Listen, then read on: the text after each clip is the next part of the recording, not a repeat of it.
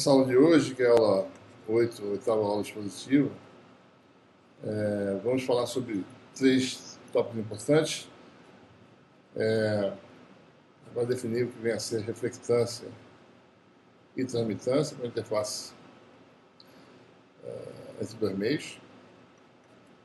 E vamos desenvolver a formulação, demonstrar que das expressões de objetivo para os coeficientes de reflexão e transmissão, a gente pode obter situações específicas interessantes. Uma delas que é o fenômeno de reflexão interna total, que pode ocorrer dadas determinada condição, configuração de interface. E a gente vai ver também que pode ocorrer também, para um determinado ângulo de incidência, um fenômeno de transmissão total para um dado tipo de polarização, para polarização paralela, que a gente vai ver. E transmissão total numa interface sem reflexão alguma, né, ocorre no ângulo de Brewster. A gente vai derivar isso aí também, expressões para esses parâmetros. No tocante à definição do que vem a ser reflectância, né, e transmitância, esses parâmetros têm a ver com potência eletromagnética, né?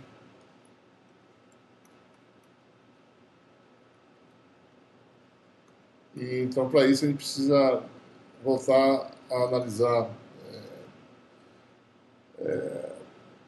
o teorema de Point, né, no regime que os dois meios não têm perda. A gente vai voltar essa questão de novo, vai voltar essa questão quando você tem meios com perdas, mas quando ele está fazendo uma análise para meios sem perdas. E para um meio sem perdas, para regiões sem perdas, sempre é verdade, né, que a potência ativa que flui para dentro ou para fora de uma região fechada é nula, ou seja, a conservação da potência eletromagnética, né, implica que, para qualquer superfície fechada, o fluxo para dentro ou para fora, vamos colocar para dentro, por acaso, o vetor de densidade de potência, que é o vetor de Point, de sigma, elemento de área, o fluxo de potência ativa, ou seja, a parte real, isso aqui, igual a zero. Né? Então, se não existe consumo de potência, então quer dizer que a potência que entra numa região tem que sair dessa região. Né? Então, vamos ver de que forma a potência que flui para a interface, que sai da interface, que é refratada, que é transmitida para a interface, como é que elas se conectam. Então, para isso, vamos voltar à nossa situação. Primeiro, antes de a gente fazer isso, vamos lembrar mais ou menos como é que calcula o vetor de Point. Né? O vetor de Point, tá certo? É um vetor que tem essa expressão aqui, um meio, impedância de onda, né? Digamos assim,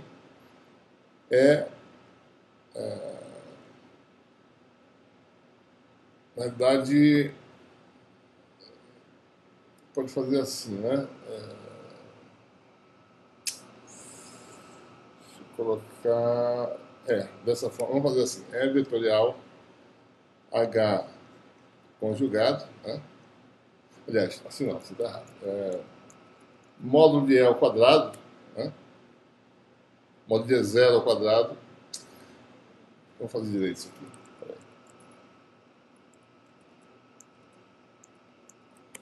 fazer assim,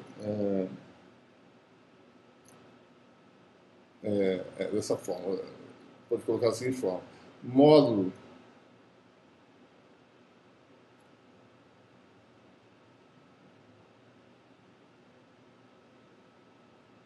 vamos fazer da forma geral, né? 1 meio de E vetorial H conjugado. Eu não vou escrever aquela expressão mais simplificada, que em termos de impedância, vou escrever dessa forma para a gente poder ver. A gente vai precisar calcular o fluxo desse vetor e precisa ter uma ideia de como é que se varia no espaço. Né?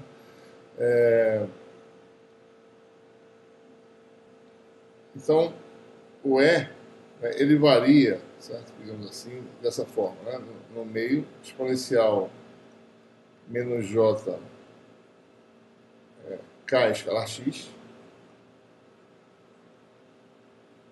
O H conjugado teria um vetor H0 que é associado a esse zero. Ele não vai calcular exatamente, mas eu só quero colocar aqui H0 conjugado, né? Exponencial de menos JK, da mais J, K conjugado. Estou colocando conjugado porque, mesmo para meio sem perda, a gente vai ter uma situação em que esse vetor pode ter uma componente complexa, ou seja, no caso de reflexão interna total, que a gente vai analisar ainda nessa aula.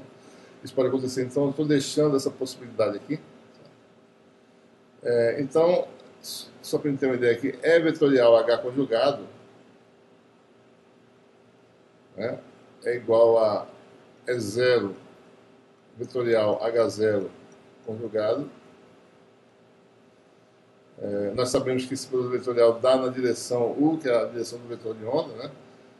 A amplitude, essa amplitude é essa amplitude dividida pela impedância, nós sabemos disso também. Então isso aqui vai dar exponencial de menos J, K, menos K conjugado, né? X, tudo escalar, certo? Nós sabemos que esse produto vetorial resulta, né? Isso aqui pode ser escrito assim, né? E0 conjugado sobre a impedância de onda conjugada, mas só que o meio é sem perda. Então, Z conjugado é igual a Z. Tá? Então, aqui tem o Z conjugado, a gente tem que tomar cuidado quando o meio for com perda, esse Z conjugado vai ser diferente de Z. Tá? Aqui, no caso, não. Vezes o vetor U, certo? E o vetor U pode ser complexo, já a gente vai ver por que também, certo? Então, o conjugado, porque o H é o produto vetorial do vetor de onda com E, certo? Então, se eu conjugar o H, tem um K conjugado, e o K conjugado tem a ver com o vetor unitário conjugado. Vou colocar a expressão já. Mas aqui fica assim, né? Exponencial, menos JK, menos K conjugado, escalar X, né? Então, nós temos aí que E vetorial H conjugado seria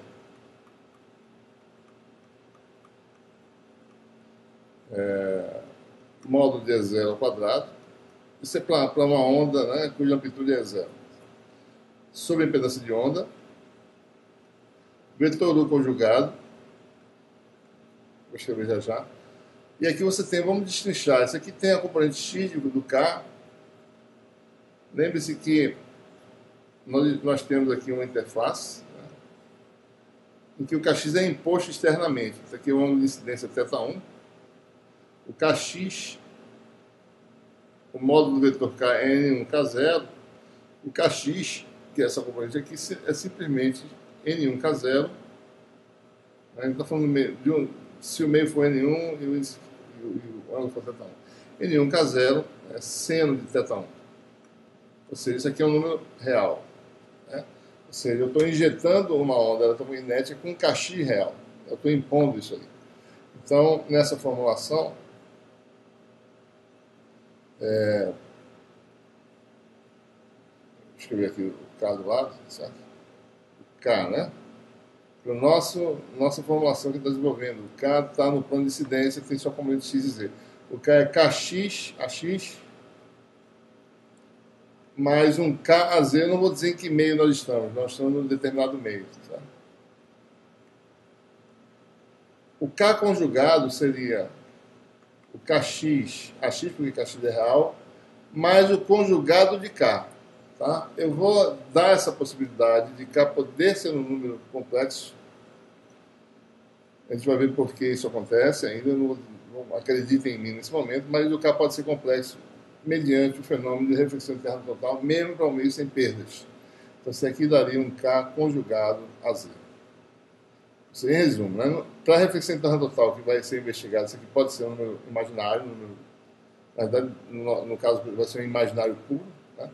Isso aqui nunca é imaginário, é sempre imposto externamente ao número real. Né? Então, como é que fica a expressão? Fica exponencial. O x, vetor posição, né? É x a x de mais z a z. Então, produto escalar de K menos K conjugado, né? K menos K conjugado, isso aqui cancela com esse. Aí fica a componente Z menos a componente Z conjugada. Então, produto escalar com X vai ser vezes Z. Então, isso aqui dá menos J. Componente Z, que a gente está chamando de K. Talvez para não confundir ninguém, eu vou chamar de KZ, tá certo? Para não ter problemas depois com a anotação. Isso aqui seria KZ, né? Porque no meio 1 chama KZ de K1, no meio 2 chama KZ de K2. Né? Então, como não estão em meio nenhum, eu vou chamar de componente Z de KZ agora. Então, menos KZ conjugado Z. Então, essa seria a expressão.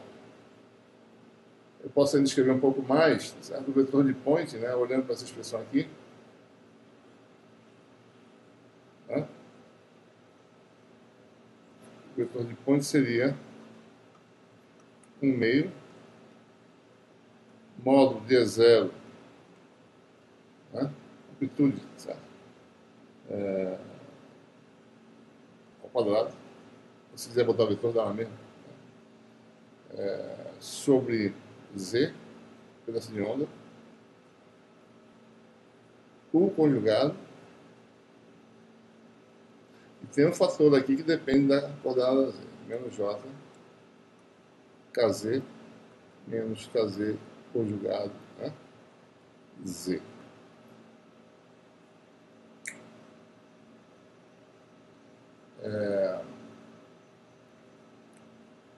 Muito bem. Só para... Por que o conjugado, né? U é o vetor de onda sobre... eu chamei de N1, né? Isso aqui, para o meio de desinflação N, é o vetor de onda sobre seu módulo, que é NK0. Né? U conjugado é K conjugado. Eu falei para vocês que K pode ser complexo mediante algumas situações, mesmo para o meio sem perda, né? NK0. Então é isso que a gente colocaria aqui nessa expressão. Né? Por que o fica conjugado? Porque o K tem uma componente Z que pode se tornar imaginária mediante reflexão interna total. Em resumo, né?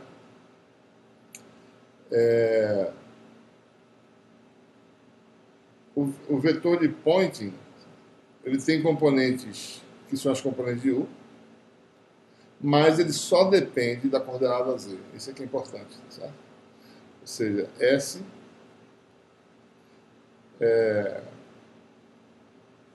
posso colocar assim, é um S, né? De Z igual a zero, vou botar S de zero, exponencial de menos J, KZ, menos KZ, conjugado de Z. Certo? Então, eu gostaria de falar sobre isso aqui antes de derivar o balanço de energia. Só para dizer, S não depende de X, né, dentro de um meio, sabe? Depende só de Z. Né? No nosso caso específico, nós temos uma interface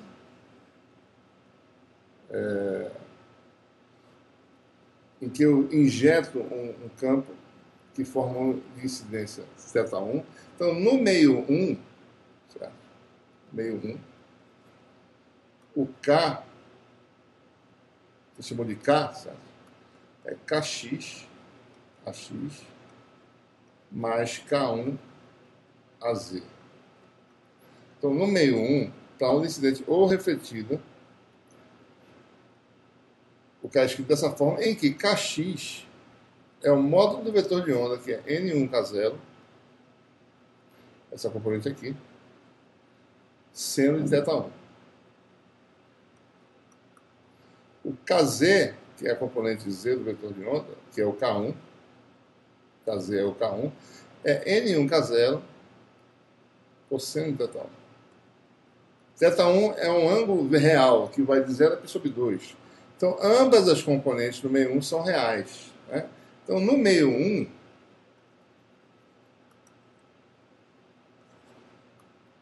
né, o K, que é da onda incidente, e da onda refletida, que tem o mesmo comportamento, geometricamente idênticos, K duas linhas, né? K e K duas linhas são reais. No meio 2, eu vou abrir a possibilidade para que a componente z do vetor de onda não seja real sempre. Algo que a gente vai só entender daqui a pouco. Certo? Vamos deixar isso em aberto agora. Tá? Certo? Então, meio 2, vamos dizer que o K', né, pode ter componente z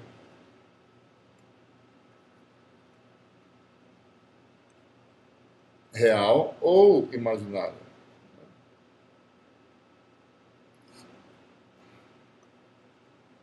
Então, vamos deixar aberta essa possibilidade.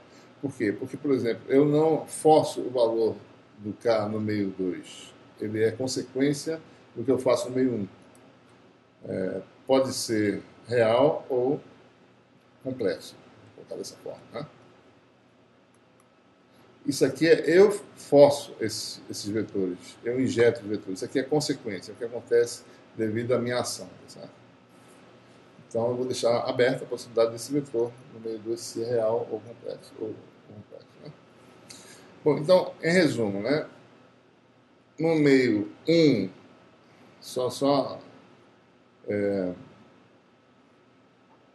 no meio 1, que é o meio de injeção, isso aqui se torna nulo, né?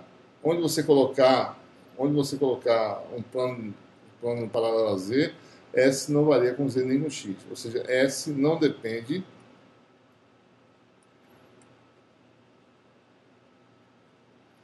de X ou Z. No meio 2, S pode ou não depender de Z se esse número se tornar imaginário. Se esse número for real, não depende. Então pode depender de Z. Então ele deixa aberta essa possibilidade. Né? Então essas são as considerações preliminares antes de a gente entrar na questão da conservação de potência eletromagnética, que a gente vai derivar agora. Tá? Então está bem elucidada essa questão, né? Eu espero. Tá? Muito bem. Não vou precisar mais disso, vou apagar tudo. Então vamos aplicar aquela equação de balanço de potência, né? Vou considerar aí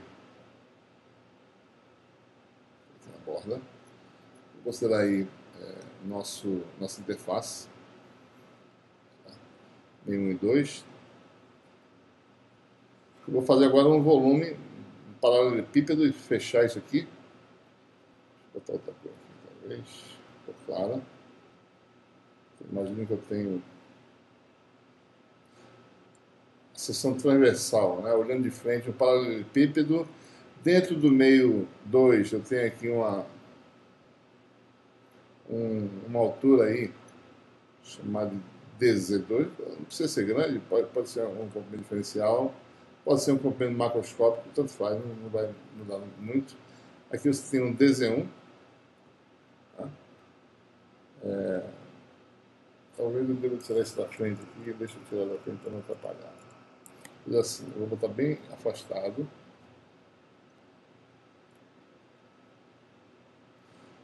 Vamos fazer assim, para ficar mais... Vamos dizer que a coordenada dessa superfície é Z2 e a coordenada dessa superfície é Z1. Né? Tá. Então, observe, eu tenho aqui um comprimento total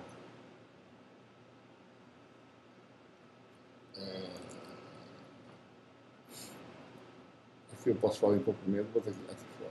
Aqui um comprimento dx, ou ΔX, ou L macroscópico, não tem uma importância. E a largura, veja, isso aqui é a direção Z, né? X está para cá, e Y está entrando no quadro, né? O Y. Sequência cíclica, X, Y, Z, produto vetorial de X por da Z, né? Então, digamos que esse paralelepípedo, né?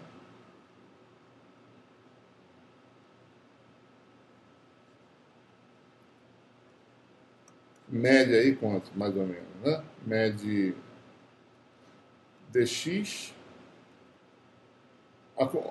digamos que na direção y, né? Entrando no quadro você tem uma profundidade dy, na direção z você tem um comprimento z2-1. Né?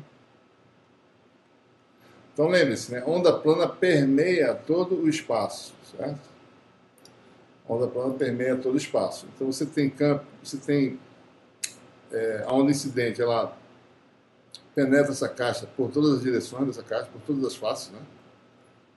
Dessa forma, está mostrando aqui, num determinado número de incidência. Isso aqui vai, né? Vai-se embora. A onda é infinita, a onda plana. Né? Ela é refratada e, né, faz isso aqui, tá? Um ângulo mais, um ângulo distinto do ângulo de incidência. Né? Essas linhas são supostamente paralelas. A onda refletida, deixa eu botar uma outra cor, tá? Talvez um verde claro, né? Um laranja, talvez um laranja fique bom.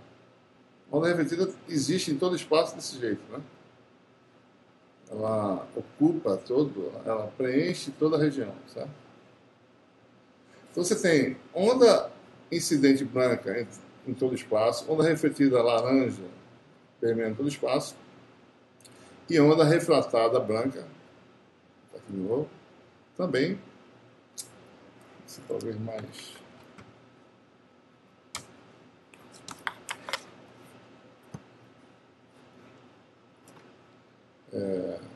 São paralelos aqui, né?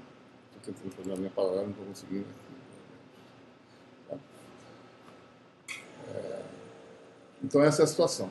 Ou seja, o vetor de point, né, ele aponta no sentido desses vetores diretores aqui, branco, laranja e branco aqui. Então eu vou tirar essa, eu só quero mostrar que a onda eletromagnética preenche todo o espaço. Então a gente vai fazer o balanço de potência dentro dessa caixa. Não existe fluxo no sentido de y, né? Só tem fluxo de potência no sentido de x e de z. Certo? Então eu vou tirar essas setas todinhas. Tá?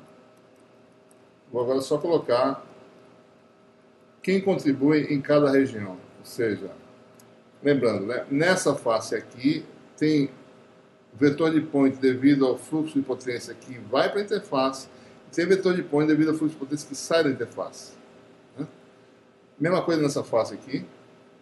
Nessa face também tem vetor de point que flui para lá, tem vetor de point devido ao fluxo para fora. Nessa face aqui tem, né, a onda refratada que passa por aqui, e assim por diante. Ou seja, então você tem a contribuição para calcular o fluxo de potência de uma superfície fechada, né? Nessa face, mais nessa face, mais nessa face, mais nessa face. Mas nas faces paralelas ao plano XZ, que não há fluxo nessas faces. Né?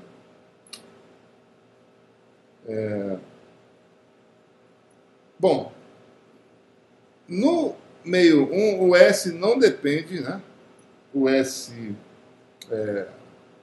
o vetor de pointing para a onda incidente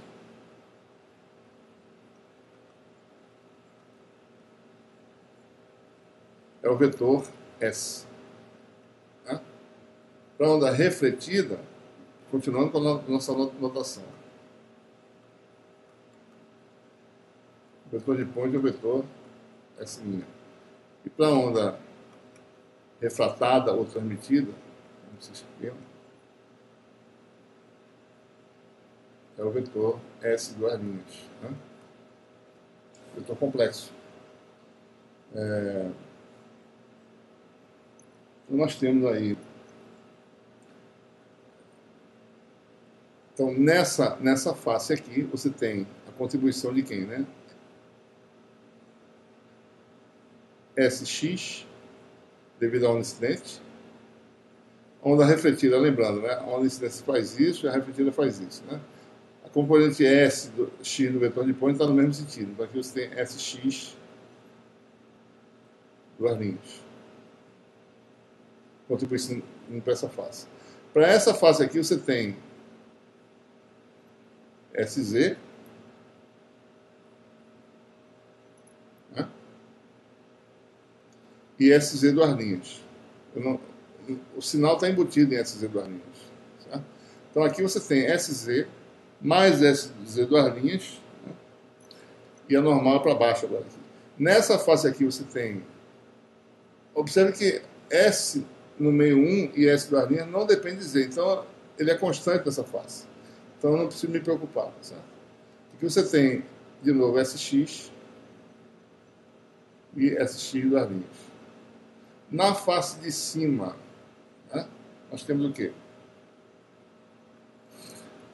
Nessa face aqui, o fluxo é devido a SZ', só que SZ no meio 2 depende de Z, certo? Então, em Z igual a Z2. Né? Então, o fluxo vai ser desse vetor em Z igual a Z2. Então, o SZ, S' faz isso. E o fluxo nessa face vai ser SZ' vezes a área, né? Que está nessa face aqui. Nessa face aqui você vai ter o SZ' integrado de 0 a Z2. Né? Mas quem vai contribuir aqui em SZ' de Z? Tá? Desculpa, SX', né? SX' de Z. E nessa face aqui também um SX' que só não depende. Daqui para cá o SX não varia, certo? Só varia daqui para cá. Então aqui a contribuição é de quem? SX' também de Z. Tá? Então vamos calcular o fluxo agora, certo? Então você tem essa contribuição, né? Observe, a equação que nós temos, eu vou botar aqui do lado, a equação que nós temos aqui é essa, real do fluxo de S de sigma, vou dizer para dentro, ou para fora, digamos para fora, né? Para fora da superfície sigma, que é o paralelepípedo da zero, né? Então você tem contribuições. Você vai ter real de SX mais SX duas linhas, vezes essa área, que é esse comprimento aqui, certo?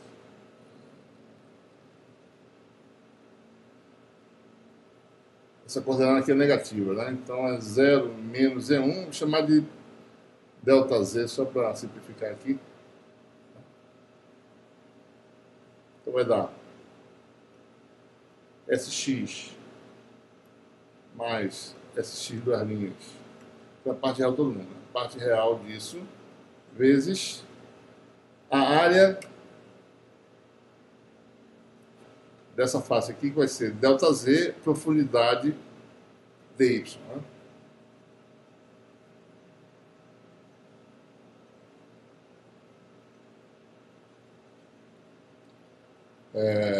Menos, no caso, certo? O fluxo é para fora que eu estou calculando, então vai dar menos. Né? Porque a normal é para fora. Né?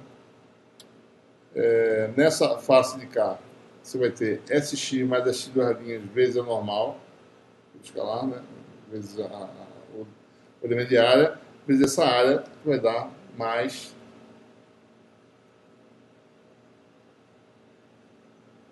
SX mais SX duas linhas, mesma coisa, delta Z dy. Então essas são as contribuições nessas faces laterais. Nessa face de baixo agora, você vai ter SZ mais SZ duas linhas, parte real. Né?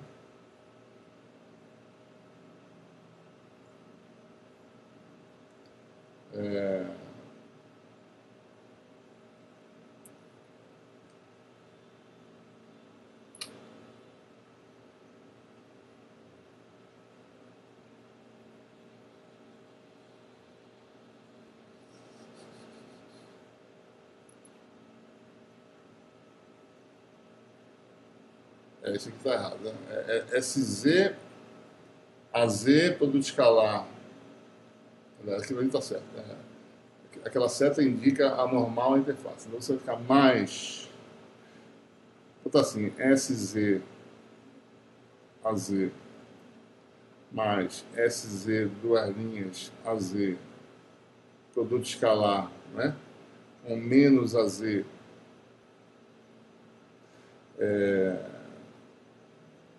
face de baixo tem comprimento, tem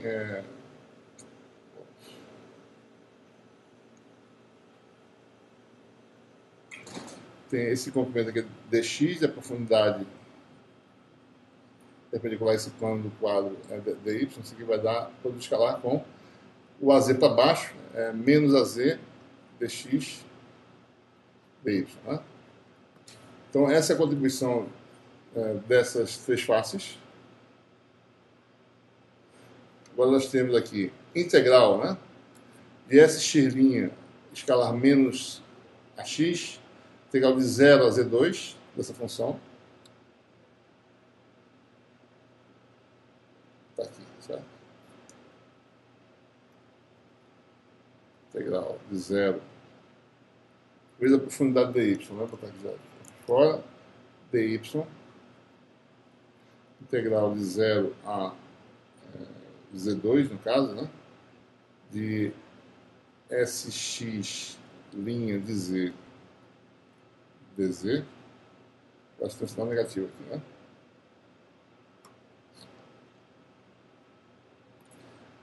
Na realidade é sx ax escalar menos ax, então dá menos ali. Menos. Nessa outra face, integral de sx' de z dz, escalar a x da máquina, né? Mais dy, mesma integral de 0 a z2, de sx' de z, mesma função de integração, dz. Tá? Certo? Finalmente, a integral na face de cima, né? Integral não, né? Sz' em z igual a z2, eu posso chamar até, vamos fazer, para eliminar isso aqui, chamar isso aqui de z, certo? Coordenada z qualquer, esse z2 aqui. Então, integral de, nessa face, né? Componente z de s' vezes dx dy. Então, isso aqui vai dar, vou botar aqui embaixo, mais Sz' de z, né, no ponto de coordenada z, vezes quem? Dx dy. Né?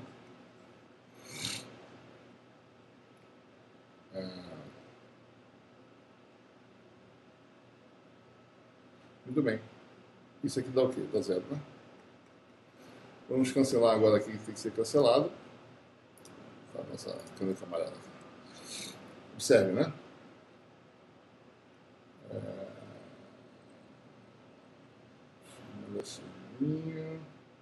Bom, observe que isso aqui cancela com isso, né?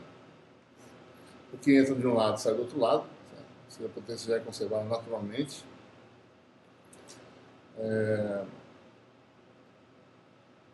Aqui você vai ter, se eu botar assim, vai ficar menos, vamos tirar isso aqui, menos, né?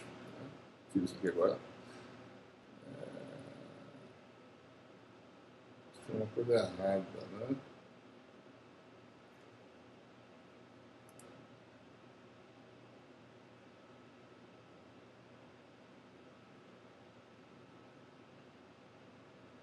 Volta aqui, rapidinho. Sz a z. Não, tá certo. Para escalar vai dar Sz mais Sz duas linhas. Né? Tá certo. Fica menos. O sinal está embutido aqui dentro. Né? Esse aqui sai vai ficar menos. Menos, né? Essa integral cancela com essa. Né? Então você tem, enfim, né? Dividindo por dx dy, isso aqui vai embora também. Ficamos então com o real, certo? Sz mais Sz duas linhas, ou seja, de menos isso, mais isso aqui dá zero, ou seja, vai ficar essa equação real de menos Sz mais Sz duas linhas. Eu tenho a sensação que as notas de aula estão erradas, né? A gente vai ver por que já já. Igual Sz linha igual a zero. Certo? Muito bem. Lembre-se, né? No meio 1, onde existe o SZ e o SZ duas linhas, o S é um vetor real. Por quê? Porque ele depende essencialmente, né? Lembrando daquela formulação, S, o módulo de E da amplitude do campo ao quadrado sobre 2Z, vetor U, né? E aquela exponencial que fica exponencial de menos J, KZ menos KZ conjugado, né?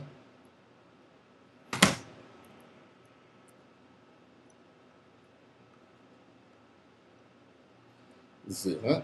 No meio 1, certo? Esse aqui é conjugado, na verdade, né? U é um vetor real, certo? Isso aqui também é uma componente real. Isso aqui é um número totalmente real. Então, S é real no meio 1. Então, a parte real de SZ e de SZ duas linhas são eles mesmos, né? Então, e o SZ no meio 2, como eu falei, ele pode ser complexo, dada a natureza do vetor de 1 no meio 2. Ou seja, isso aqui vai dar SZ mais SZ duas linhas igual a parte real de SZ', né? Já levando em conta o sinal aqui, certo? Na nota de aula, isso aqui está errado, eu acho.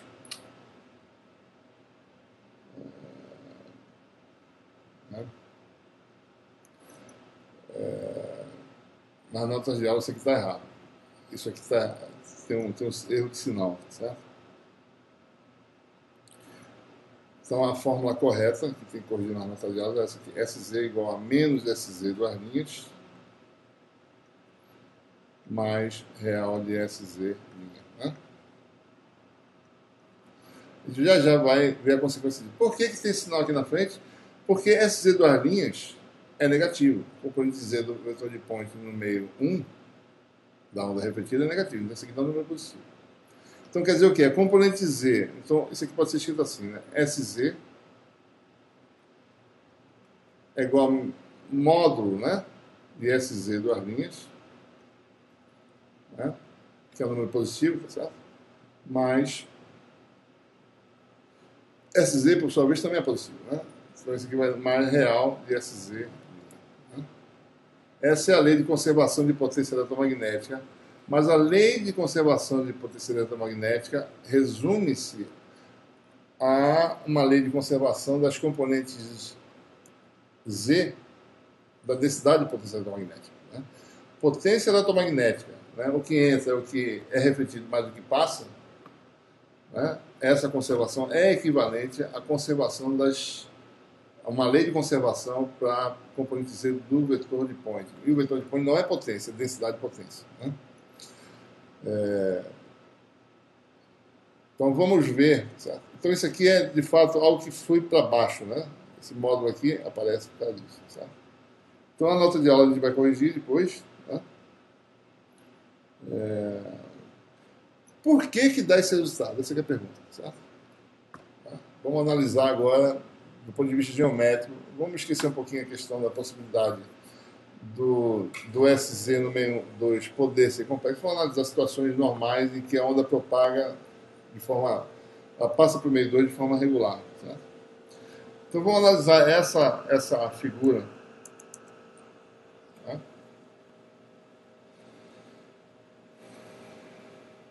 eu passar aqui. Tudo bem. Essa figurinha aqui dá para a gente...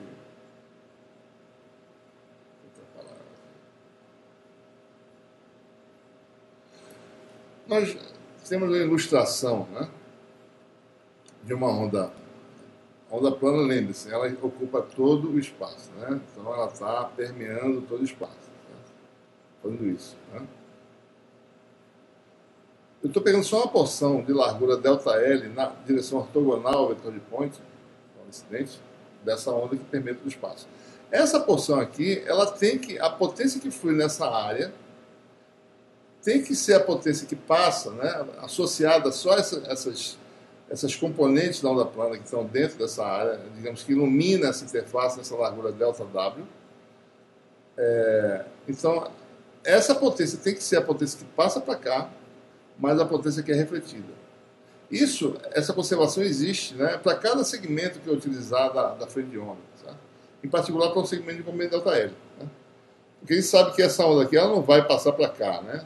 Não vai fazer isso, né? Não vai sair para cá. Certo? Essa onda ela vai fazer isso, vai ser refletida para cá uma parte e vai passar uma parte para lá. Então, está pegando dessa porção aqui, que é originada dentro dessa região, eu origino uma reflexão que é associada a essa região, digamos, entre aspas, iluminada, né? Literalmente iluminada, no caso de feixe de radiação visível. Você vê isso aí, um laser, né? Ocupando essa região. E você tem a potência. Então, a regra é essa. A potência que flui aqui é igual à potência que flui nessa área ΔL, que é a mesma área da porção incidente. E essa área aqui, observa que essa área não é igual, né? ΔL' aqui não é igual a ΔL, né?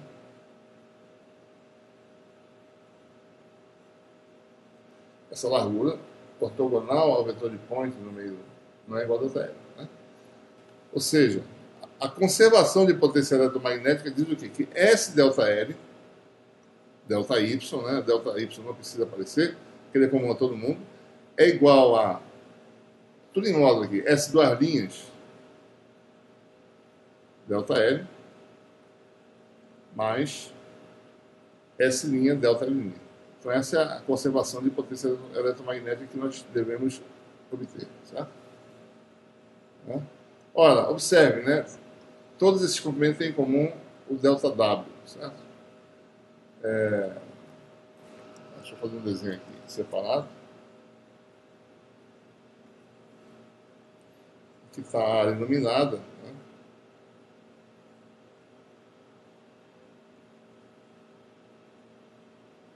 Assim. Um pouco menor, né? Isso aqui é ΔW, né?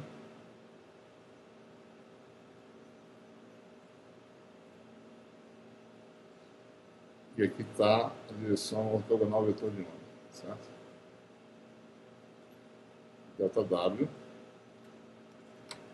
aqui é ΔL, né? Esse ângulo aqui é θ1, né? Esse é perpendicular a esse, aliás, e esse é perpendicular a esse, então esse ângulo aqui também é θ1. Então, ΔL é o quê? ΔW cosseno de θ1. Né? ΔL', do lado de lá também, ΔL', com um ângulo, aqui vai ser θ2 no caso, né? O comprimento ortogonal associado, o desenho lá vai ser ΔW cosseno de θ2. Então, essa relaçãozinha aqui, então esse aqui é ΔW, né? É a projeção de ΔW nessa direção aqui. Esse aqui é ΔW cosseno de θ2. Então, a gente olhando essa relação, S∆L, né? Então, esse aqui vai dar o quê? S∆W cosseno de θ1 é igual a S duas linhas ΔW cosseno de θ1, né?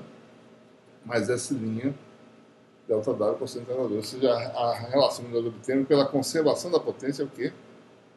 S cosseno de θ1 igual a S' cosseno de θ1 também, mais S duas linhas cosseno de θ2.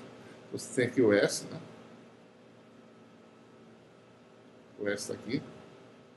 Aqui está o θ1. Isso aqui é S cosseno de θ1. Então isso aqui é o quê? SZ.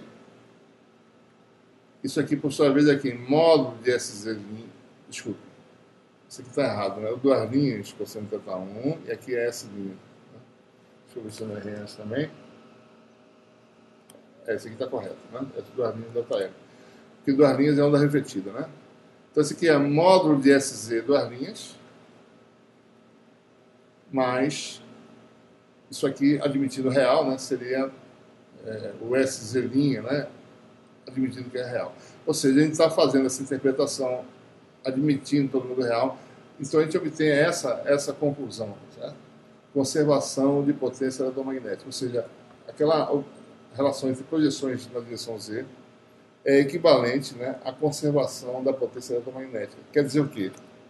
A potência que entra é igual à potência que passa nessa área, mais a potência ativa que volta para cá. Certo?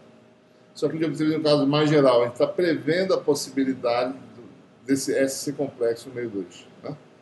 A gente está fazendo interpretação geométrica em que essas ondas de fato se propagam.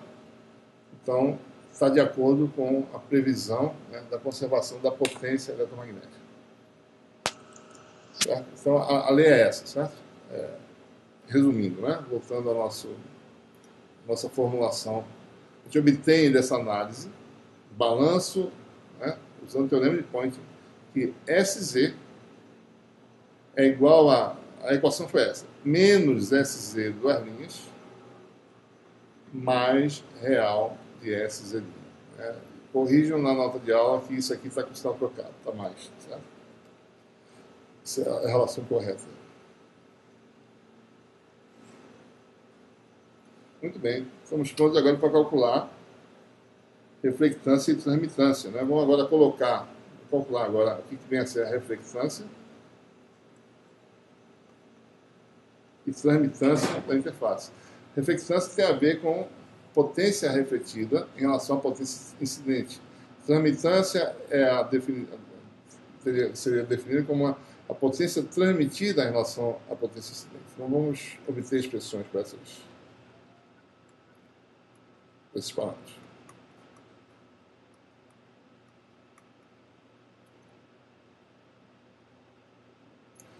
Então vamos lá. Então a onda incidente tem um vetor de Poynting, a gente vai escrever assim, módulo de E0 ao quadrado, sobre 2Z1, né, impedância de onda meio 1, vetor unitário U. Lembrando, quem é U?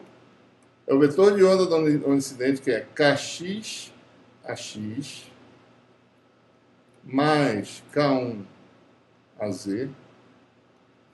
sobre quem? Módulo N1 K0. Certo? A onda refletida tem que expressão S duas linhas, é o coeficiente de reflexão vezes essa amplitude, que é módulo de gama, né? Para onda P ou para onda S, para módulo de gama ao quadrado é 0 ao quadrado.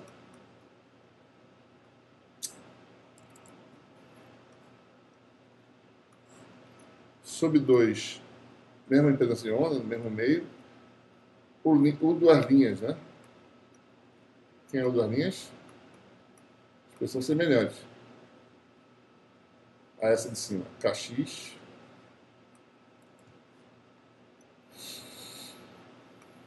AX, só que aqui tem uma mudança de sinal, né? Menos K1 AZ sobre módulo que é N1 K0. Né? E quem é um S', vetor de Poynting da onda transmitida, coeficiente de transmissão, né? É o módulo de tal ao quadrado, para a onda P ou para a onda S, módulo de E0 ao quadrado, impedância de onda no meio 2, que é um meio real, né? Então esse aqui vai ser 2E2, o linha, agora o que? Conjugado, como falei no começo da aula. Né? Quem é o linha? O linha sem conjugar é Kx AX mais K1 AZ. Não, desculpa, mais K2, né? Então, no meio 2. Que é a componente Z do vetor de onda no meio 2, K2 AZ, sobre quem? N2 K0. Conjugado vai ser quem? Isso aqui está faltando, desculpa, está faltando um pedaço aqui que está errado, né? Eu acabei de falar isso e esqueci. falta aqui um termo, né? Deixa eu tirar isso aqui. Tem um exponencialzinho, né? Menos J aqui. Componente Z do K no meio 2, menos a componente Z conjugada, Z, aí sim, o linha conjugada. Quem é o linha? AX,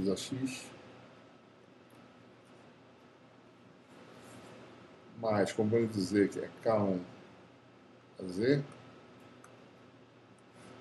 sobre 2, sobre N2 K0. Tá? O linha conjugado seria quem? K1 conjugado aqui, certo? Esse que a gente vai inserir lá. Né? N2, lembrando, né? N é o número real, o meio não tem peso, senão seria complexo, aí seria mais complicado, como a gente vai ver depois. Né?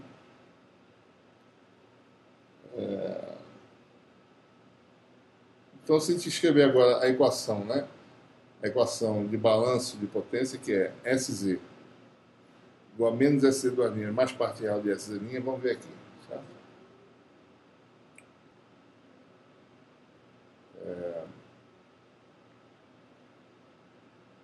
Vamos ver quem são as componentes Z.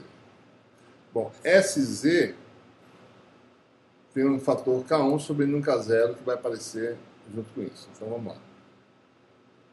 Com SZ igual a módulo de E0 ao quadrado sobre 2Z1. Componente Z do vetor de onda no meio 1, que é quem? K1 sobre N1 K0. Certo? Tá aqui. K1. Então SZ é essa componente aqui. Certo? SZ, duas linhas aqui. Módulo de gama ao quadrado, módulo de E0 ao quadrado, sobre 2E1. Componente Z, que é quem? Menos K1 sobre 2K0. E quem? SZ linha vai ser parecido. Módulo de tal ao quadrado, módulo de E0 ao quadrado, sobre 2Z2. Né? Vai aparecer quem? K2 sobre... Aqui faltou um N, né, pessoal? Apaga aqui. Aqui. Faltou 2. N2. Por que tem 2 aqui? Não, isso aqui não tem 2, não. Isso aqui tá errado aqui. Tá errado. Sobre N2, não é 2. N2 fazendo. E aqui, finalmente, essa zelinha vai ser quem? K2 sobre N1, N2. Aqui tá errado. De novo. N1. N1 K0. E aqui N2 K0. Na realidade é K2, isso aqui está errado também, né? Está faltando um bocado de coisa aí. Essa zelinha está aqui, ó. O conjugado, e tem esse fator aqui também que eu esqueci, certo? Então aqui é K2 conjugado, que o conjugado tem a ver com K2 conjugado, né? Exponencial de menos J, K2 menos K2 conjugado Z, certo?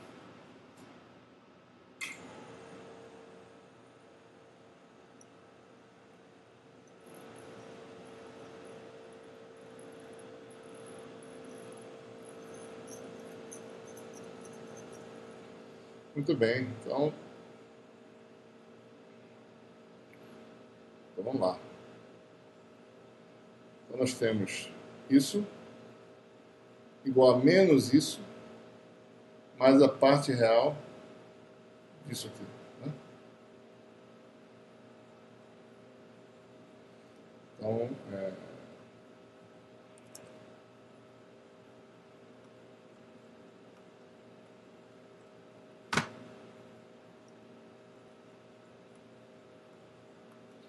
0 ao quadrado sobre 2 é 1, né?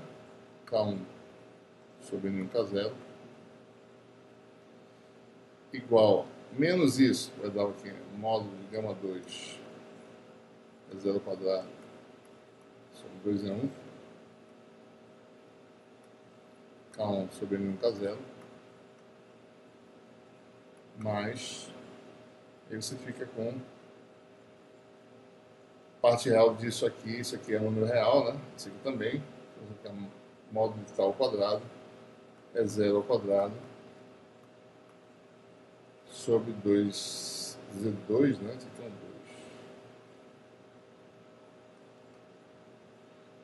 2. N2 tá 0, parte real do resto,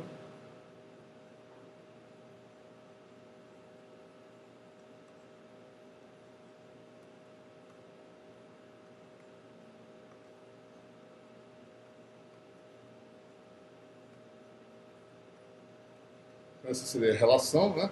Especificamente em Z igual a 0 na interface,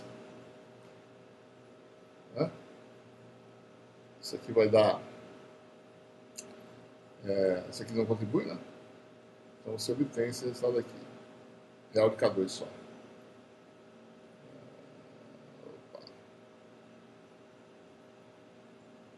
Eu já vou dividir, certo?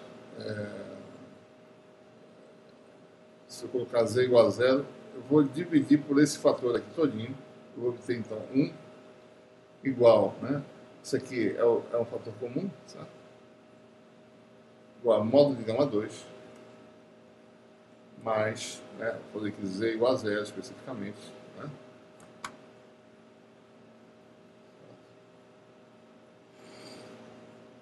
Mais, dividindo por esse fator aqui, né? É 0 ao quadrado sai, K0 sai, né?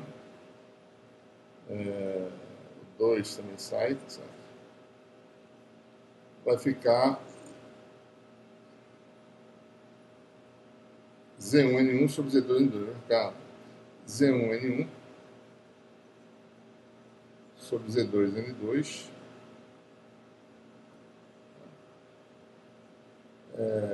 parte real K2. Obrigado. E faltou o coeficiente de remissão. Então ficaria vezes módulo de tal ao quadrado, parte real, né? K2 conjugado, né?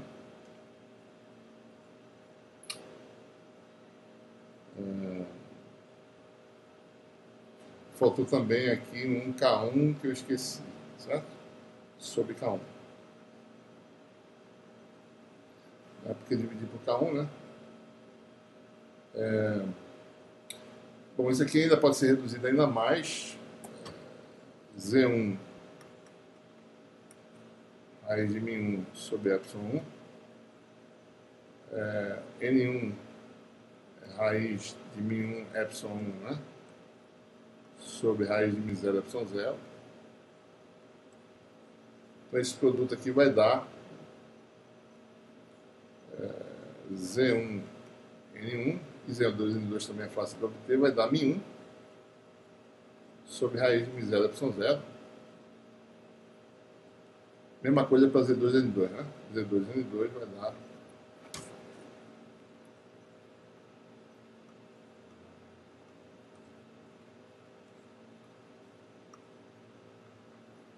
então você tem essa razão Z1N1 sobre Z2N2 na verdade dá μ1 sobre μ2. Então você tem essa relação final, a gente obtém 1, vou botar assim, módulo de gama 2 mais μ1 sobre μ2, né? Essa razão aqui, módulo de tal 2 vezes isso.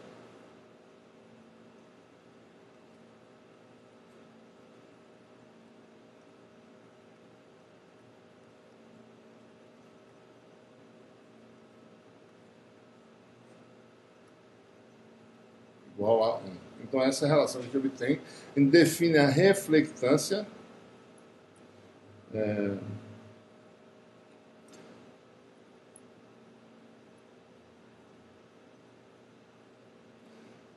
esse R diferente aí, para não confundir com R de coordenadas esféricas. Né? Então, a reflectância, por definição, é a fração da potência refletida em relação à potência incidente, que seria módulo de γ2. Né? E a transmitância vai ser definida como esse número todinho aqui. Certo? É a razão μ1 sobre μ2. Então é assim que se calcula a transmitância. A transmitância é um fator que, somado à reflectância, dá 1. Isso dá a potência eletromagnética que seria transmitida para o meio 2. Né? Se você tem um feixe de largura finita, você pode calcular as potências eletromagnéticas totais, integrando na área transversal do feixe, e você tem essa lei de conservação de potência. A fração de potência refletida, que é γ2 da potência incidente, mais a potência transmitida, que é esse fator aqui. Então, para cada tipo de polarização, você pode calcular esses parâmetros.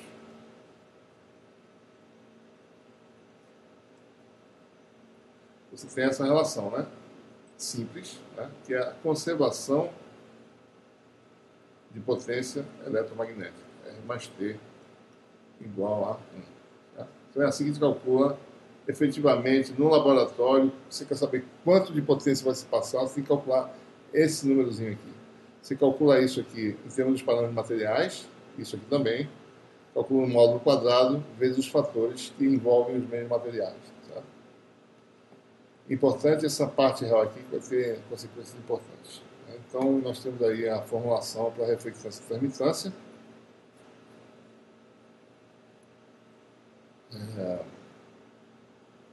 Bom, vamos agora continuar e falar agora sobre alguns fenômenos interessantes, né, que podem ocorrer numa interface. Primeiro vamos falar de reflexão interna total.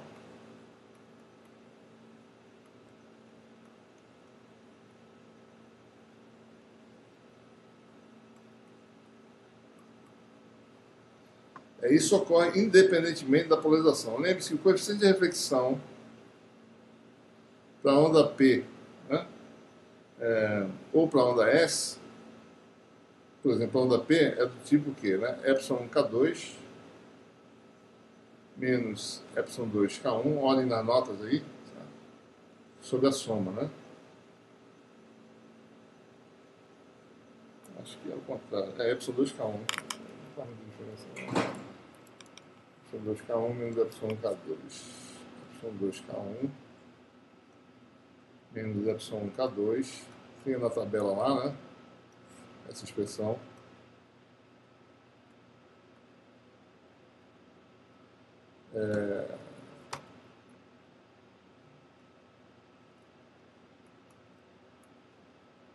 Então, a onda S, né? Só para ter ideia, você tem aí o que, né? Acho que é μ2, se não estou enganado. Na ordem, μ2K1. Mesma coisa, só que muda para mim. μ2K1 menos μ1K2.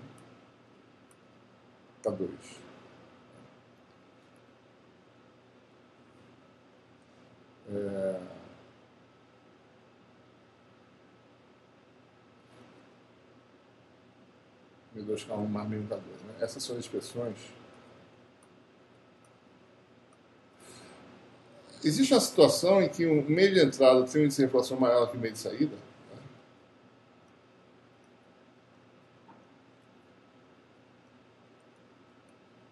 Porque nesse caso o ângulo de refração é maior do que o ângulo de incidência. Né? Deixa eu botar aqui no desenho. Aqui é o ângulo de incidência. Né? Se N1 é maior que N2, a gente, pela lei de Snell, né? N1 seno θ1 igual a N2 seno θ2.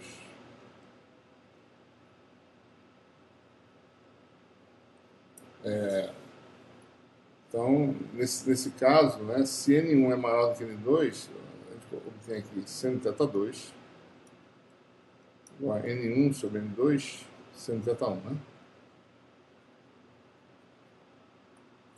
Isso aqui sendo maior do que 1, quer dizer que o ângulo θ2 vai ser maior que θ1, ou seja, a onda refratada faz isso. Né? À medida que eu vou aumentando esse ângulo, né, a onda refratada começa a ficar cada vez mais rasa, né? Ou seja, a componente Z do vetor de onda, né, no meio 2, que é essa componente aqui, começa a diminuir e vai diminuindo até chegar ao valor nulo. Certo? Então, quando ela chega ao valor nulo, a onda transmitida está agora indo para a interface. Então, isso ocorre num ângulo crítico, né? Ou seja, θ2 igual a π sobre 2. Quer dizer o quê? A componente Z da onda no meio 2 se torna nula. Né? E se eu continuar aumentando, o que acontece? Ora, isso aqui, certo? Vamos analisar aqui. Né? O kx ao quadrado, né, que é controlado pelo ângulo θ1, mais o k2 ao quadrado, igual a n1 ao quadrado, k0 ao quadrado. Né? Então, vou botar aqui a função k2 aqui.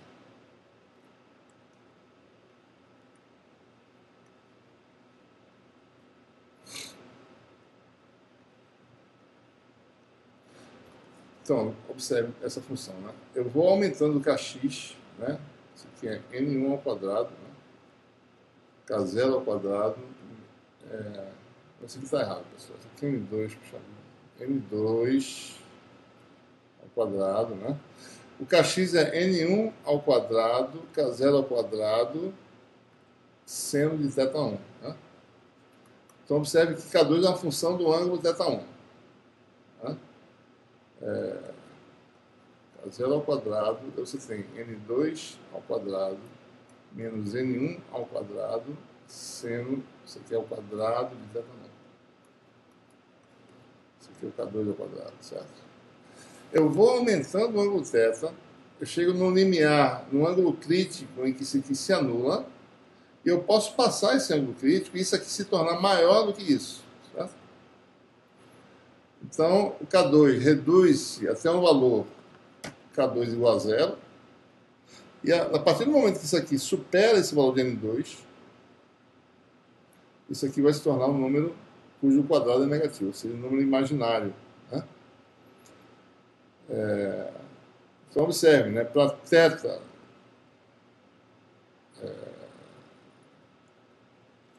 N2 seno de θ2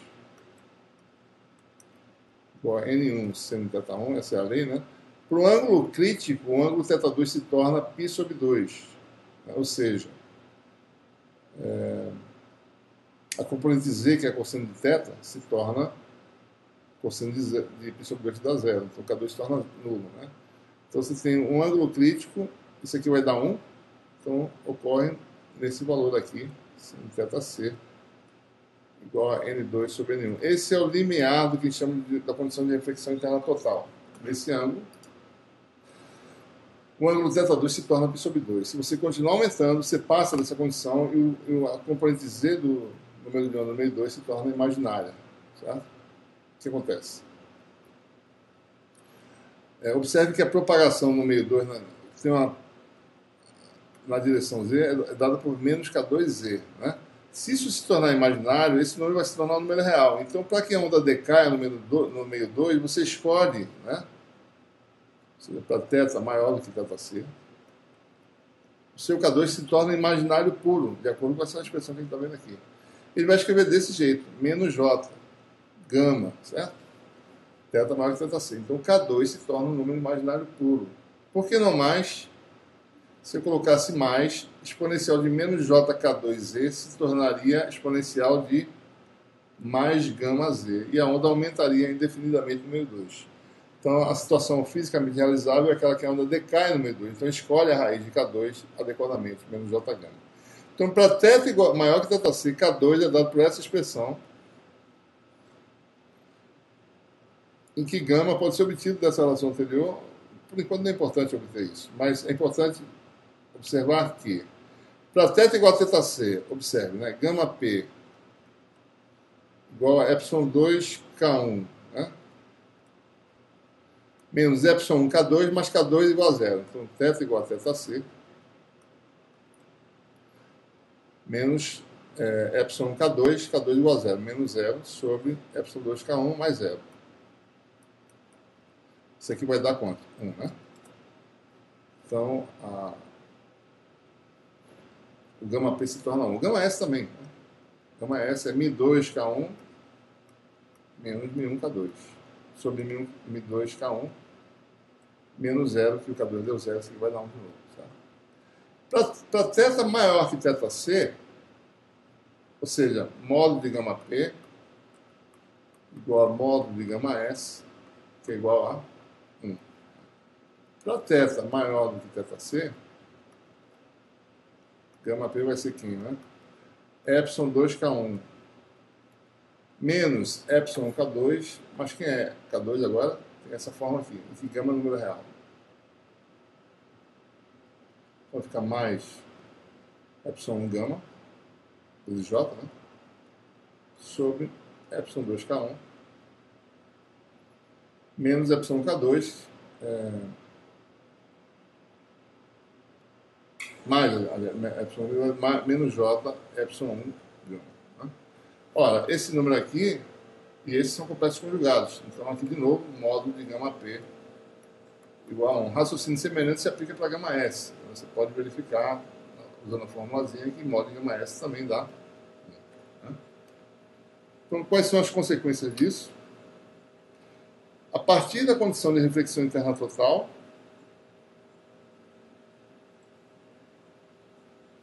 o coeficiente de reflexão se torna um módulo 1. Certo? Ou seja, a reflectância da interface, né,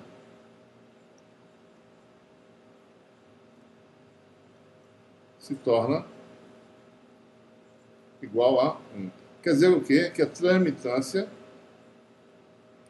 pela lei de conservação de potência eletromagnética, a transmitância dá zero. Não existe potência ativa fluindo no meio 2. Né? Certo? Então vamos analisar o vetor de point no meio 2 para θ maior do que θc. O que acontece? Como é que é o vetor de point? S' igual a módulo de tal ao quadrado, módulo de E0 ao quadrado, sobre 2, bom, o vetor de point como um todo, né? 2E2,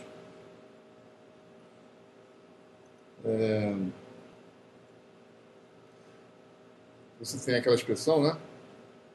O linha conjugado, né? Exponencial de menos J, K2 menos K2 conjugado Z. Né? Ora, quem é K2 agora? Para θ maior que θc, K2 é menos J gama, né? Então, isso aqui é o vetor, né? Essa linha vai dar módulo de tal ao quadrado, módulo de E0 ao quadrado, 2Z2. Lembrando que o linha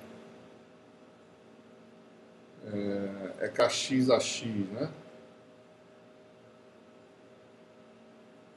Mais K2 conjugado a Z. K2 conjugado é mais J gama a Z sobre N2 K0.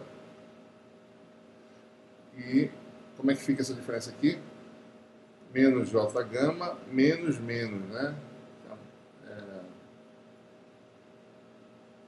Conjugados aqui vai mais J gama, né? Então vai dar menos J gama, menos J gama, que dá menos 2J gama, menos J com menos J dá menos 1. Né? Então vai ficar a exponencial de menos 2 gama Z. Ou seja, a componente x do vetor de point número 2 tem esse comportamento aqui. Vou botar esse fator aqui, tá certo? Vamos colocar também. Tal 2 é 0 ao quadrado sobre 2E2N2, né? Isso aqui vai dar um Mi, né? Sobre Mi0Y0, mas deixa assim mesmo. 2E2N2K0, esse Kx, né? Vou colocar assim, Kx sobre K0, todos os números aqui são reais, aí tem um fator de decaimento exponencial, menos 2 gama Z. Quem é esse Z'? Muito parecido com isso aqui, com a diferença que aqui, no lugar de Kx, fica J gama, né? A mesma expressão, só que é um número imaginário puro.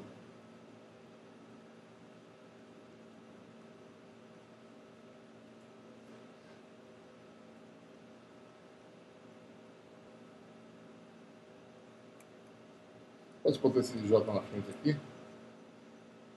Número imaginário puro. Gama sobre K0. Menos 2 gama Z. Né? Então, você tem aí um comportamento, a densidade potencial eletromagnética tem dois componentes, uma totalmente imaginária, então isso não representa potência ativa nenhuma, né? Isso não representa consumo de potência, isso aqui tem a ver com energia armazenada, mas as duas componentes decaem, né, exponencialmente. Então, essa onda, ela é dita, dentro do meio 2, uma onda evanescente. Então, lembrem desse termo aqui, um termo importante, né? Uma onda evanescente. É quando ela penetra no meio, mas de forma exponencial decrescente. Né? Então, o que acontece? Se vocês olharem, tem uma figurinha aqui para mostrar, a onda penetra, é totalmente refletida, certo? Vou aumentar aqui um pouco. Você tem um feixe, né, uma porção da sua onda plana,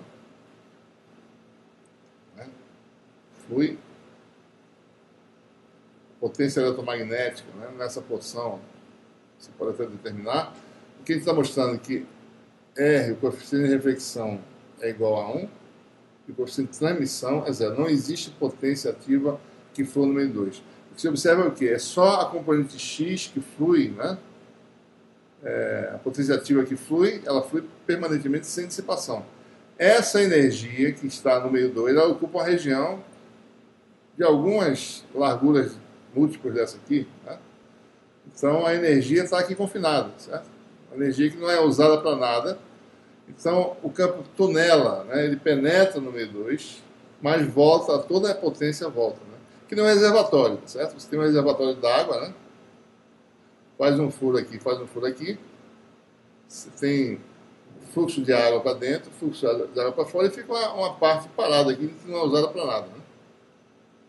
Então a potência que entra é igual a potência que sai, ou seja, o fluxo que entra é igual ao fluxo que sai, fica uma parte armazenada lá sem ser utilizada para nada, fica ali parada, mas não existe perda de potência. Então, reflexão interna total ocorre desse jeito. Então, sempre que há reflexão interna total, uma parte da onda penetra num comprimento da ordem, né, de 1 sobre 2 gama, e gama tem a ver com o ângulo de incidência da onda no meio 1.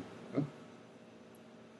Então, é importante saber isso, né? A onda existe no meio 2, pode ser até utilizada a parte dessa energia. Se você botar alguma coisa aqui, você pode vazar a parte dessa energia, né? Mas toda a potência é refletida, né? Com essa reflexão, a reflectância é 1, a transmitância é igual a 0.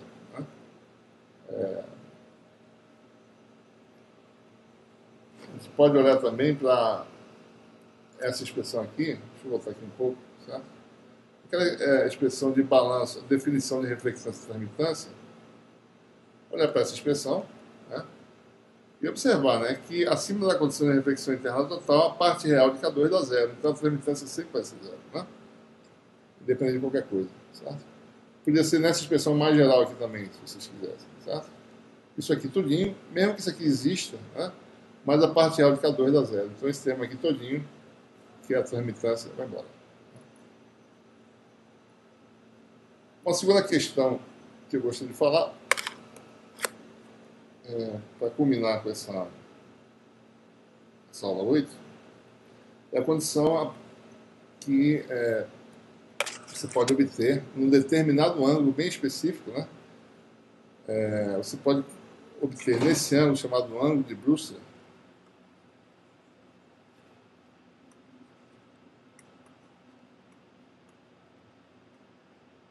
a condição de transmissão total de potência, né? Sem reflexão. Então é possível obter um ângulo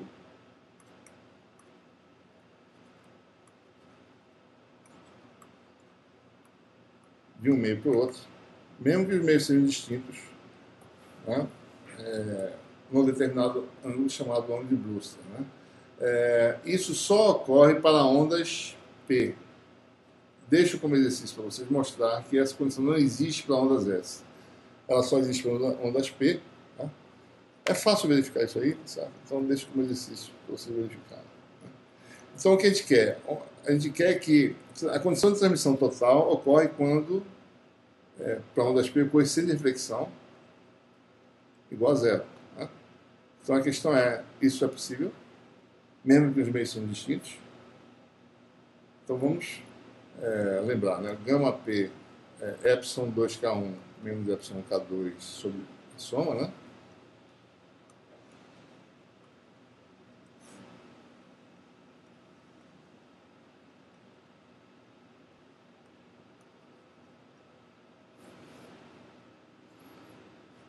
Então a condição de gama P igual a zero implica em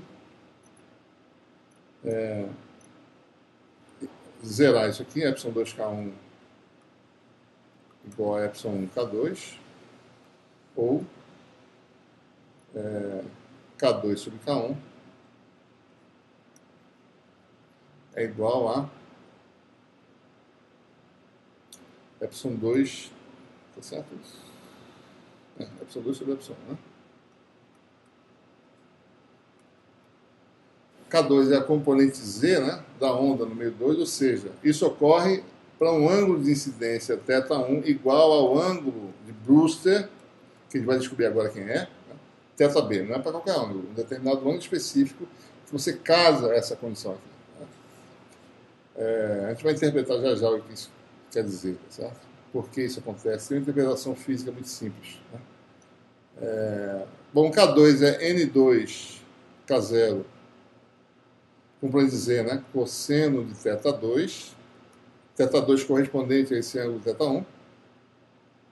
Vou chamar de θ2, mas lembre-se que é um θ2 específico também, né? K1 é N1K0 cosseno de θ desse ângulo de Brewster, igual a epsilon 2 sobre epsilon 1.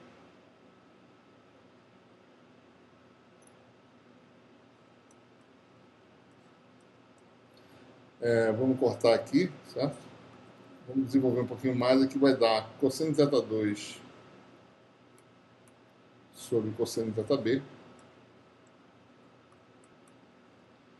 igual a epsilon 2 N1. Já vou botar N1 aqui, raiz de μ1 epsilon, vou tirar sobre μ0 epsilon 0, mas o N2 também tem a mesma coisa, né? Então vou deixar aqui epsilon 1 raiz de μ2 epsilon 2. Observe que isso aqui vai dar o quê? μ1 epsilon 1 raiz sobre epsilon 1 dá impedância de onda Z1. E μ2 raiz de epsilon 2 sobre epsilon 2 dá impedância de onda Z2. Né? Na realidade, isso aqui a gente podia fazer direto da fórmula que nós temos envolvendo as impedâncias. Né? Z2 cosseno de θ2 igual a Z1 cosseno de θ1 é a condição de casamento, né, de impedância na expressão em termos da impedância, certo? Então essa é uma condição, ou seja, vou colocar assim, né, cosseno de θ2 igual a Z1 sobre Z2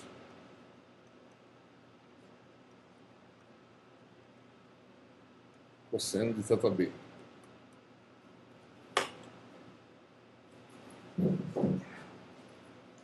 Por outro lado, da lei de Snell, né, nós temos que o seno do ângulo refratado, seno θ2, é igual a N1 sobre N2, seno de θB, né? O ângulo de Brewster. Posso levar ao quadrado aqui, ambos os membros, né? Cosseno ao quadrado, igual a Z1 sobre Z2 ao quadrado, cosseno ao quadrado θB. Né? Isso aqui seria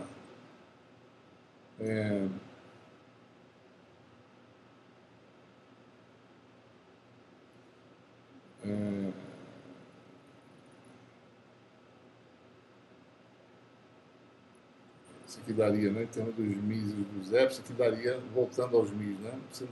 Vamos botar de volta, isso aqui daria μ1 sobre epsilon 1, μ1 epsilon 2 sobre μ2 epsilon 1, tá? Cosseno ao quadrado de θB. E aqui, se eu levar ao quadrado, seno ao quadrado de θ2, vai ser N1 sobre N2 ao quadrado, seno ao quadrado de θB, e N1 é μ1 epsilon 1 sobre μ2 epsilon 2, né? São esses em relação, isso relativamente ao valor do vácuo, mas isso cancela da cosseno ao quadrado de θB. E agora eu posso somar ambos os membros, cosseno ao quadrado mais seno ao quadrado, isso aqui vai dar 1, né? Isso aqui vai dar, isso aqui é seno ao quadrado, né? Seno ao quadrado θB. Então posso somar esses dois termos. Observe que eles têm como μ1 sobre μ2, vou botar em evidência aqui μ1 sobre μ2.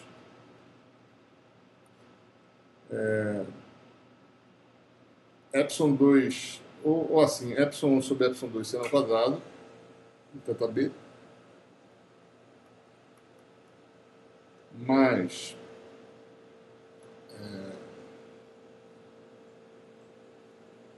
epsilon 2 sobre epsilon 1, né? Cosseno ao quadrado, θB, igual a 1. E aí eu posso fazer, aí deixa para vocês verificarem, divide ambos os membros por cosseno ao quadrado de θB. Vou obter aqui tangente, né, ao quadrado de θB. Aqui vai aparecer 1, né, isso aqui cancela. E 1 sobre cosseno ao quadrado vai dar secante ao quadrado, que eu posso reexpressar em termos da tangente ao quadrado, né? Então eu fico com a equação para tangente ao quadrado de θB. Certo? Tangente ao quadrado aqui não depende de θ. Isso aqui vai ser 1 mais tangente ao quadrado. Eu resolvo para tangente de θB e obtenho, né, essa expressão final que me dá a tangente do ângulo de Brewster. E essa expressão colocada desse jeito aqui, epsilon 2 sobre epsilon 1. E tem um termo aqui que só existe porque os meios têm permeabilidade distinta, né? μ2 epsilon 1 menos μ1 epsilon 2 sobre μ1 epsilon 1 mais menos μ2 epsilon 2, né?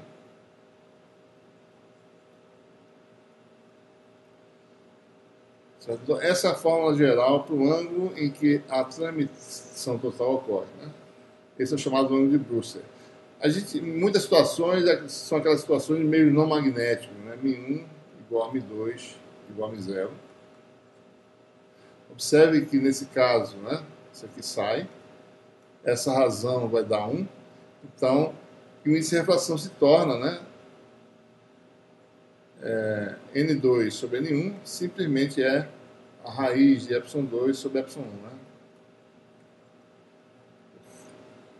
Então a expressão é simples, a tangente de θB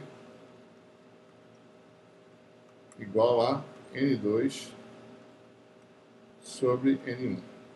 Né? Então essa é a condição para a transmissão total. Para meio não magnético é o caso geral, a menos que ele tenha um caso específico de meios que tenha uma certa permeabilidade, mas a maioria dos metais e meios transparentes não tem, a permeabilidade é muito próxima do vácuo. Então a condição é essa aqui. Se a gente lembrar a lei de Snell, né, o ângulo o ângulo crítico, aliás, né, seno de θc, que ocorre, né, quando o segundo meio tem uma inserção menor do que o primeiro meio, né, mas não daria essa condição aqui, N2 sobre N1. Né? É importante observar que θc, ou seja, essas duas condições ocorrem simultaneamente, em lugares diferentes, obviamente, mas quando N2 é menor que N1. Se N2 é menor que N1, em qualquer situação, a tangente do ângulo é sempre menor do que o seno de um ângulo, certo? Então, θc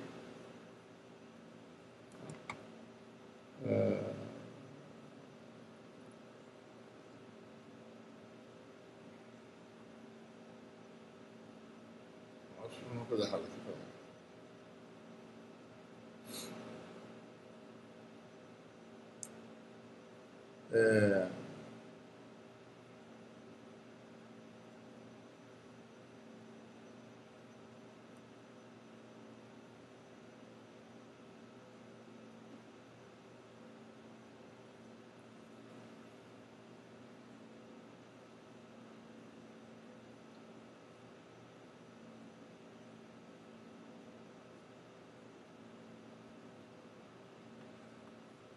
Então, observe, né? Esse valor aqui, que é o mesmo valor que dá o ângulo crítico, né? O seno do ângulo crítico, isso implica que esse ângulo θc é maior do que θb. Certo? Ou seja, para o seno aumentar ao valor da tangente, né, precisa que um ângulo, porque o seno tem a ver, o denominador do seno é a hipotenusa do triângulo. Né? O denominador da tangente é um dos catetos. A hipotenusa é maior que o cateto. O seno, em princípio, é menor do que a tangente. Né? Para o seno ser igual à tangente, tem que aumentar o ângulo. Ou seja, quando existe reflexão interna total, o ângulo crítico sempre vai ser acima do ângulo de Brewster. Né? Então, essa é a consideração que tem que fazer. Certo? Então, a gente pode observar, né, a ocorrência do ângulo de Brewster olhando o gráfico, né, da reflectância. Vamos numa situação típica aqui. Vou mostrar aqui.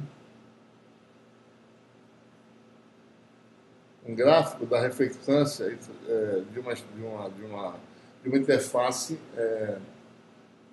em que o meio de entrada é o vidro, com inserção no visível, né? N igual a 1,5 aproximadamente, isso é um valor típico, né? E o meio 2 tem inserção 1, né? Vidro A, ou seja, a gente vai ter reflexão interna total e vai ter transmissão total também. Para ondas P, a gente está plotando, está fazendo o gráfico da reflectância na função do ângulo de incidência. Em azul, você tem aí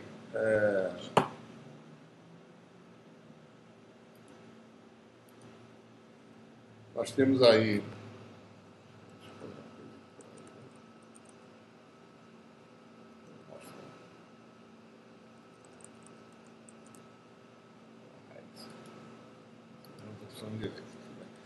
em azul é a ondas S, né? Não existe ângulo de Brewster, observe que não, isso nunca vai para zero, isso tem a reflexão interna total. E para ondas P, antes da reflexão interna total, existe aqui uma situação em que a reflectividade, a reflectância é zero, toda a potência transmitida por meio 2. Então, daí isso ocorre aonde? Antes do ângulo de reflexão interna total, né? Está bem aqui, mais ou menos, né? Essa região aqui, certo? Esse ângulo aqui. θc maior que θb, como a gente falou antes. Né? Bom, então a gente fica por aqui, essa aula. Próxima aula, aula presencial, certo? Com gravação ao vivo, né? Na próxima terça-feira, que vai ser a última aula antes desse terceiro exame.